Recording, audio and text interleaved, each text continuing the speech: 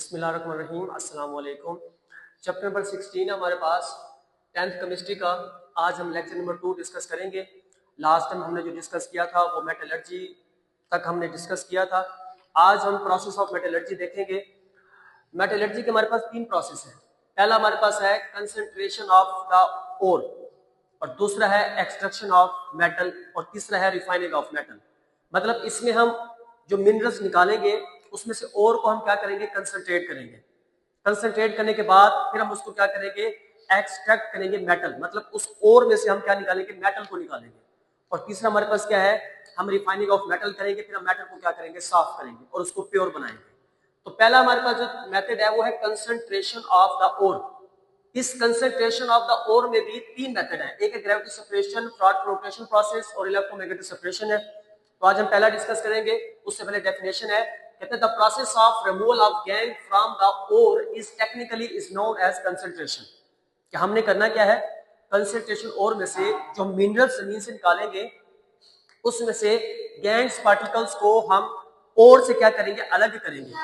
और इस ओर को अलग करने का जो काम है वो क्या कहलाता है, कंसंट्रेशन का अमल कहलाता है। क्लियर होगी बात।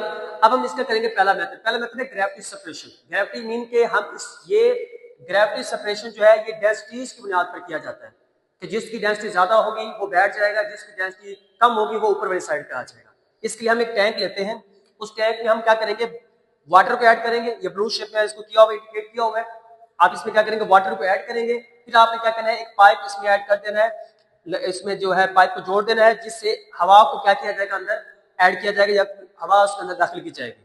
फिर आपने क्या करना है, एक मिनरल ले लेना है। कोई भी मिनरल आप जैसे जमीन से निकालते हो, इसमें आपने मिनरल्स को क्रश करने के बाद इस टैंक में डाल देना है।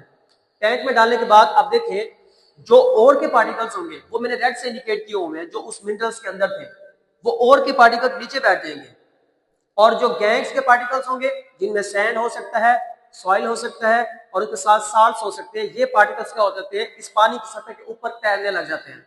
फिर हम इनको यहां से निकाल लेते हैं। तो ये गैंग्स के पार्टिकल्स को हम ओर के पार्टिकल से अलग कर लेते हैं। यहाँ पर हमारे पास ओर क्या हो जाती है, कंसंट्रेट हो जाती है। तो ये अमल क्या है, डेंसिटीज की बुनियाद पर किया जाता है। एमसीक्यूज आ सकता है कि ग्रेविटी सेपरेशन का जो अमल है वो किसकी बुनियाद पर होता है, डेंसिटीज की बुनियाद पर होता है।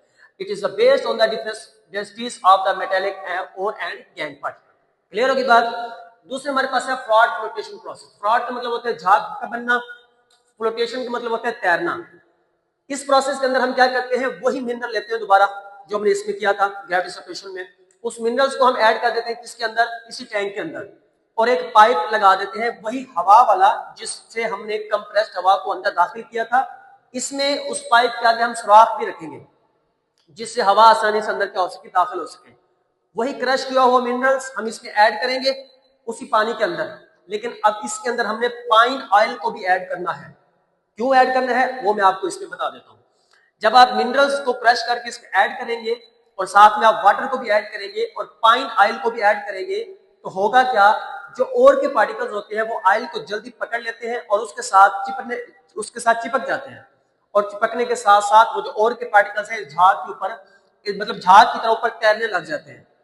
और जो हमारे पास गैंग्स के पार्टिकल्स होते हैं वो हवा के प्रेशर की वजह से पानी के साथ क्या हो जाते हैं, गीले हो जाते हैं। और गीले होने की वजह से नीचे वाली सतह में क्या हो जाते हैं, बैठ जाते हैं। और यहां से हम क्या करते हैं, गैंग से इन ओर के पार्टिकल्स को क्या करते हैं, अलग कर लेते हैं। अक्सर बच्चे भूल जाते हैं कि ओर के साथ जो है वो ऑयल चिपकेगा या वाटर। तो इसलिए हमने थोड़ा सा देखा है, इसकी ट्रिक है कि ओर प्लस ऑयल के ओ से दोनों बन रहे हैं, तो इसका मतलब है कि ओर के साथ ऑयल ही क्या होगा, चिपक जाएगा। तो ये वाला जो अमल है ये किया जाता है वेटिंग की बुनियाद पर, गीला होने की बुनियाद पर। तो डेफिनेशन है, froth flotation process is the basis on the character of the ore and the gangue particles with the oil and the water respectively. ये इन 3-4 मेथड से ये प्रोसेस किया जाता है जिसमें हम और के पार्टिकल्स को क्या करते हैं, गैंग से अलग कर लेते हैं। क्लियर होगी बात। ये प्रोसेस थोड़ा सा मुश्किल है, इस वजह से हम एक और प्रोसेस लेके आते हैं जिसका नाम है इलेक्ट्रोमैग्नेटिक सेपरेशन। ये तीसरा मेथड है। ज्यादातर हम इसी को यूज करते हैं क्योंकि ये आसान भी है और ये थोड़ा हमें सस्ता पड़ जाता है। हम इसमें क्या कहते हैं, 2 ले लेते हैं रूलर, व्हील ले लेते हैं। उन व्हील के ऊपर हम एक लेदर का बेल्ट चढ़ा देते हैं। एक व्हील हम लेते हैं नॉन मैग्नेटिक, लकड़ी का ले सकते हो। एक हम लेते हैं मैग्नेटिक, जो कह सकते हो जो जिसके साथ और के पार्टिकल चिपक जाएंगे। अब आपने करना क्या है, वही क्रश और जो है आपने इसी के ऊपर, इस बेल्ट के ऊपर आपने डालने हैं। डालने के बाद होगा क्या, जो मैग्नेटिक ओर होगा वो इस बेल्ट के साथ चिपक जाएगा। बेल्ट मीन के इस, जब वो ऐसे, जब ये रूलर हम चलाएंगे बिजली से, क्योंकि इसका नाम है इलेक्ट्रोमैग्नेटिक, आपने इलेक्ट्रिसिटी को यूज करना है। बिजली देने से ये रूलर इस तरह घूमेगा। घूमने के बाद जैसे ये रूलर चलेगा, जो पार्टिकल्स होंगे वो मूव करना शुरू हो जाएंगे। अब इन पार्टिकल में जो मैग्नेटिक होगा वो इसके साथ चिपका रहेगा, और जो नॉन मैग्नेटिक होगा वो नहीं चिपकेगा, वो पहले क्या हो जाएगा, गिर जाएगा। ये मैंने इसे ब्लू से इंडिकेट किया गया है नॉन मैग्नेटिक को, और मैग्नेटिक को मैंने इंडिकेट किया गया रेड से। अब होगा क्या, जैसे ये ब्लू वाला पहले गिरेगा तो ये होगा नॉन मैग्नेटिक, जिन्हें हम क्या कहेंगे, गैंग्स पार्टिकल्स। और जो और के पार्टिकल्स होंगे जिन्हें मैग्नेटिक कहते हैं, उनमें कोई भी मैग्नेटिक हो सकती है, वो क्या होंगे, वो पार्टिकल्स मूव करते हुए ऐसे आएंगे। जैसे यहां पर वो देखेंगे कि रूलर खत्म हो गया, तो वो भी नीचे गिरना शुरू कर देंगे, लेकिन वो नॉन मैग्नेटिक के बाद जाके गिरेंगे। क्लियर होगी बात? तो यहां से हम मैग्नेटिक और नॉन मैग्नेटिक मीन के और गैंग्स को क्या कर देते हैं, अलग कर लेते हैं। और ये लेदर का बेल्ट होता है जिससे हम ये अमल करते हैं। क्लियर होगी बात? ये वाला जो अमल है ये किया जाता है मैग्नेटिक की बुनियाद पर।